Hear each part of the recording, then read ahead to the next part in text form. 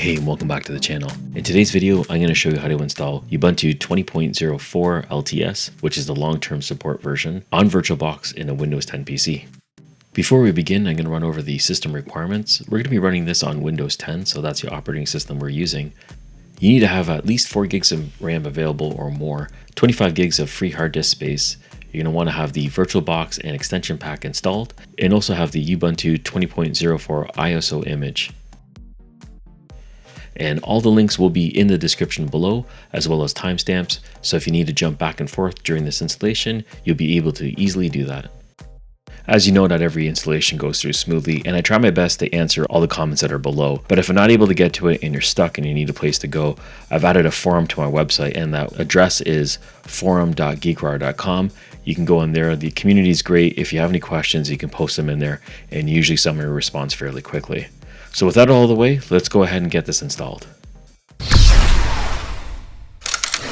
So we're going to begin at our desktop of Windows 10 with VirtualBox already installed. Now, if you haven't installed this already, I'm going to put this video in the description below. This video will walk you through the steps of installing VirtualBox on a Windows 10 PC, as well as installing the extension pack. So we're going to head over to the official URL, which is ubuntu.com, to download the ISO image. And if you look in the top center, we have the download link here, and click on Ubuntu Desktop.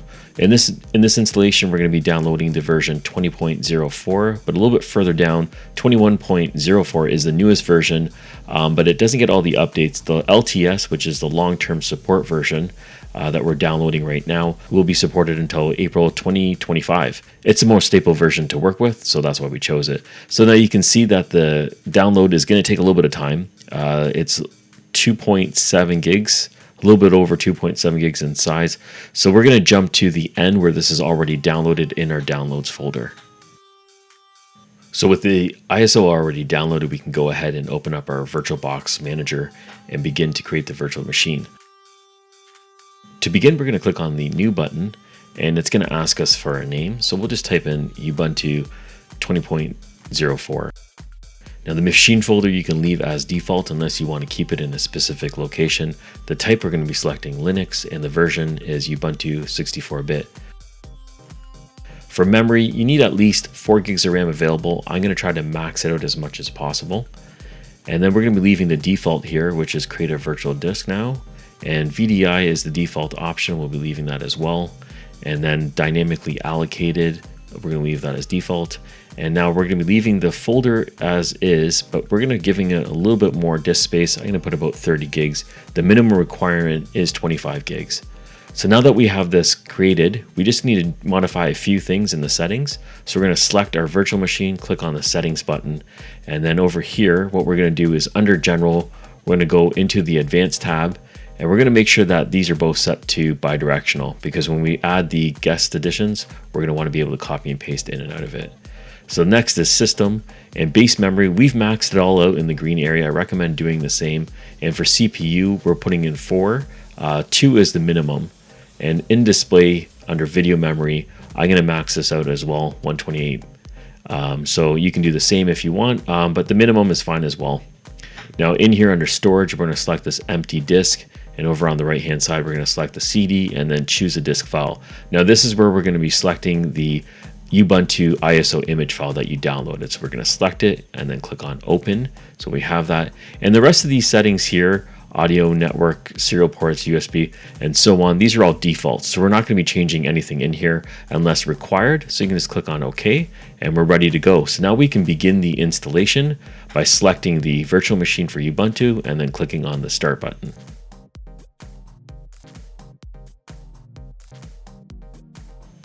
So the first thing it's going to ask is a startup disk. We want to make sure that the Ubuntu ISO image is selected. So make sure you have this selected, and then you can click on start. And now the installation is going to begin. And you'll see a little bit of black text scroll up here as it begins to load the operating system. So the startup process might take a few minutes on your side. I jumped forward to the beginning of the installation just to save us some time. The welcome screen is here. We're going to be leaving the default as English, and then we're going to be selecting the install Ubuntu. So you can click on that. And then for keyboard layout, we're leaving US English as default, and then click on continue. And for updates and other software, we're going to leave these as normal and leave that checked. I like selecting the third-party software, so you can as well, or you can just leave it off and then click on continue. And for installation type, it has erase disk selected. Now this is just a virtual disk, so it's fine to keep that selected, and then you can just click on install now. And do you want to write changes? You can just say yes and continue it. And now it's going to have the default location. It has mine selected as Toronto as default. We'll click on continue. And then we're going to type in a name. So this is going to be your name or your computer's name, and then it's automatically going to assign a computer name to it. And then you're also going to have a username. You don't have to leave the defaults. You can change it to whatever you want, and then just type in your password twice, and then you can click on continue.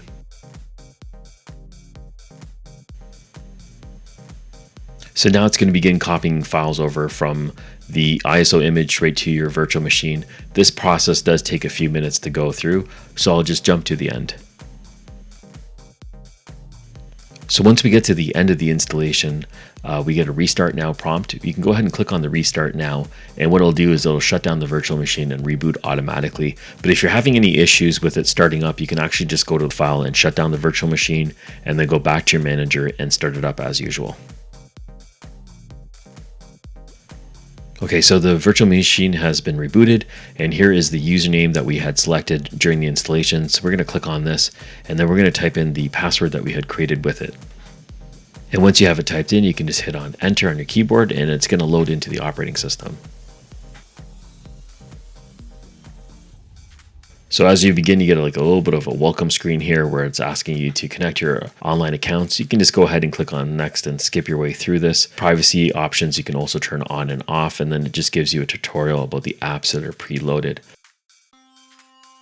Now we're at the desktop here, and if you notice on each side, this is not taking up the full screen. It's just a square box in the center.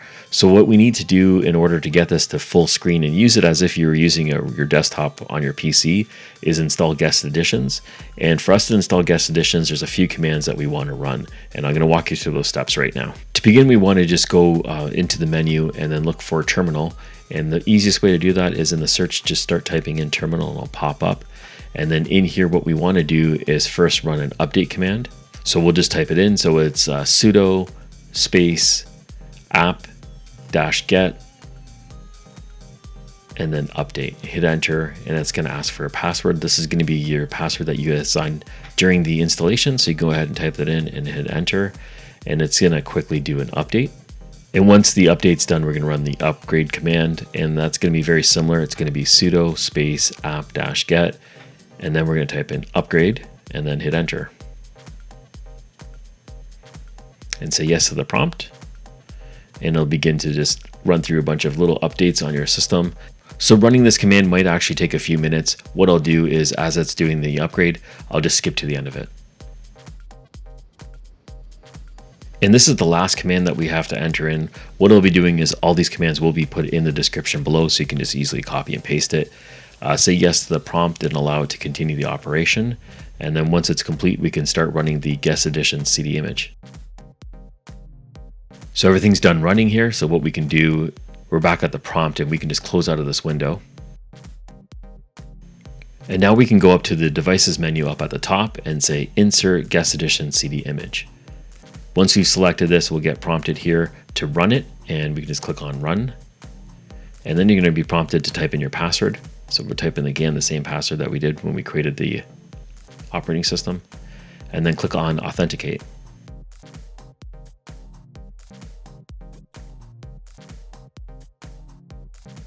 So now it's going to install the guest edition modules onto the Ubuntu operating system, and then we'll be prompted to restart the computer.